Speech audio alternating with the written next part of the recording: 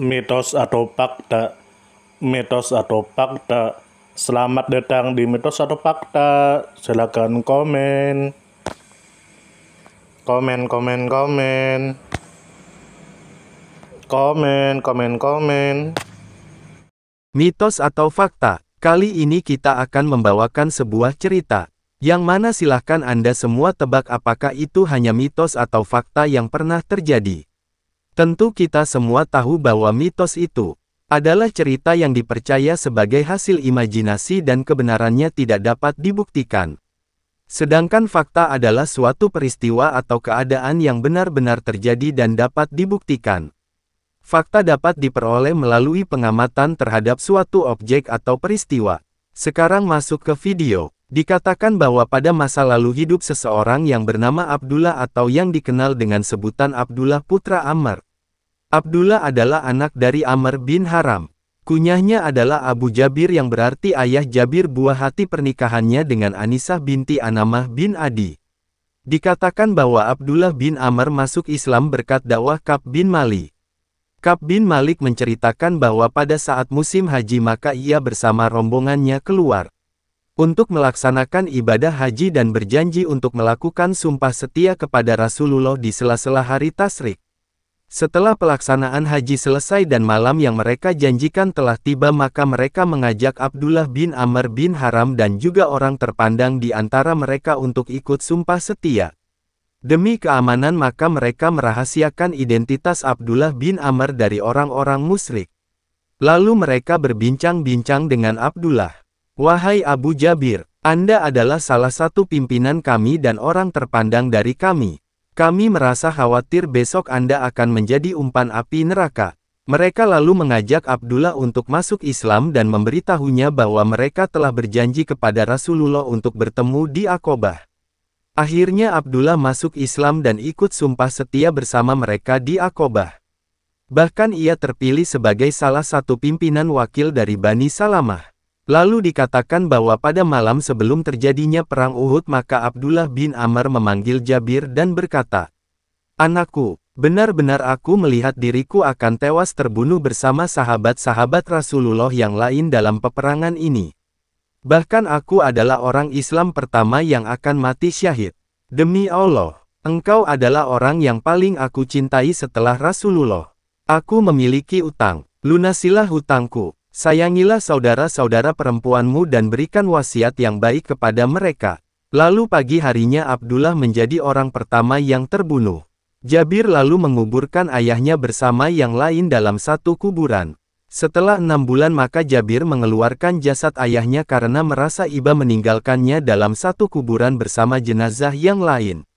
Ketika sudah dikeluarkan maka jasad ayahnya tidak berubah sama sekali kecuali daun telinganya. Melihat ayahnya tewas terbunuh maka Jabir menangis. Kemudian membuka kain yang menutupi wajah ayahnya. Dikatakan bahwa pada awalnya para sahabat Nabi melarangnya. Namun Nabi sendiri memperbolehkannya dan bersabda yang artinya, "Engkau menangisi ayahmu atau tidak, jenazahnya akan tetap dinaungi oleh para malaikat dengan sayap-sayap mereka sampai jenazahnya diangkat." Al-Kama Kola. Walaupun sudah cukup lega dengan berita gembira tersebut namun Jabir masih cukup resah karena ayahnya meninggalkan hutang dan banyak tanggungan keluarga. Untuk menghilangkan keresahan tersebut Rasulullah lantas berkata kepada Jabir yang artinya, "Maukah aku beritahukan kabar gembira tentang apa yang telah didapatkan ayahmu di sisi Allah?" Jabir menjawab, "Tentu ya Rasulullah. Sesungguhnya Allah menghidupkan ayahmu kembali dan mengajaknya berbicara langsung. Padahal Allah tidak pernah berbicara kepada siapapun kecuali dari balik tabir. Allah berfirman yang artinya, 'Wahai hambaku, mintalah kepadaku, maka aku akan mengabulkannya.'" Lalu Abdullah berkata yang artinya, "Ya Allah, kembalikanlah aku ke dunia untuk kedua kalinya agar aku bisa berjuang di jalanmu." Lalu Allah berfirman yang artinya, "Sudah menjadi ketetapanku bahwa siapa saja yang sudah meninggal tidak akan bisa kembali lagi ke dunia. Tuhanku, kalau memang begitu, sampaikan keadaanku ini kepada orang-orang setelahku." Maka turunlah surah Ali Imran ayat 169 yang artinya, "Janganlah kalian mengira bahwa orang-orang yang dibunuh di jalan Allah itu termasuk orang-orang yang mati. Tetapi mereka hidup di sisi Tuhannya dengan mendapat rezeki. Al-Quran Surah Ali Imran ayat 169.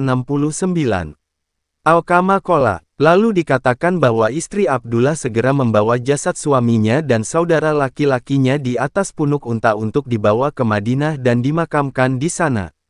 Begitu juga yang dilakukan sebagian orang Islam yang sanak familinya tewas dalam peperangan.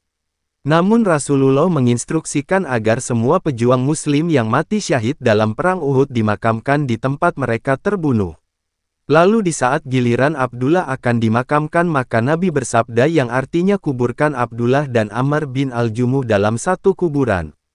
Karena selama hidup di dunia mereka berdua saling mengasihi. Al-Kama Qola. Lalu dikatakan bahwa setelah 40 tahun sejak dikuburkannya Abdullah dan Amr bin Al-Jamuh, maka terjadi banjir yang menyebabkan beberapa kuburan tergenang air. Di antaranya kuburan Abdullah dan Amr bin Al-Jamuh, dua pahlawan yang meninggal dalam perang Uhud.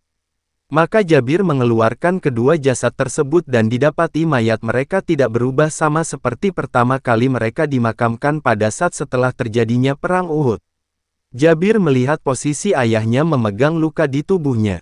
Bahkan ketika tangannya digeser dari lukanya, tangan tersebut kembali lagi memegangi lukanya. Padahal jarak waktu antara perang Uhud dan terjadinya banjir sudah 40 tahun.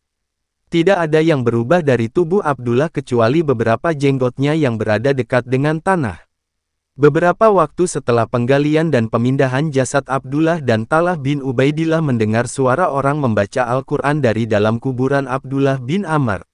Talha bercerita, ketika aku hendak pergi ke hutan, aku kemalaman sehingga tertidur di dekat makam Abdullah bin Amr. Tiba-tiba aku mendengar suara merdu orang membaca Al-Quran yang belum pernah aku dengar sebelumnya. Maka aku pergi menemui Rasulullah dan menceritakan kepada beliau. Beliau bersabda yang artinya, dia adalah Abdullah. Tidakkah engkau tahu bahwa Allah menggenggam roh mereka? Kemudian diletakkan di dalam sebuah lampu yang terbuat dari zamrud dan yakut lalu digantungkan di tengah-tengah surga. Ketika malam tiba, roh mereka dikembalikan dan tidak akan kembali ke tempatnya sampai fajar datang. Ketika fajar tiba, roh mereka akan kembali ke tempat semula. Al-Kama Qola. Bagaimana menurut Anda semua? Apakah cerita di atas adalah mitos dan cerita sebelum tidur atau memang fakta yang pernah terjadi? Silahkan tulis di kolom komentar.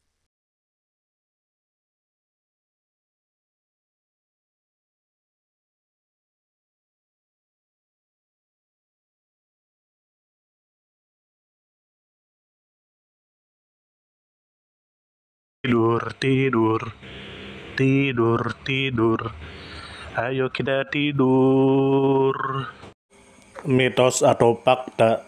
Mitos atau fakta? Selamat datang di mitos atau fakta. Silakan komen. Komen.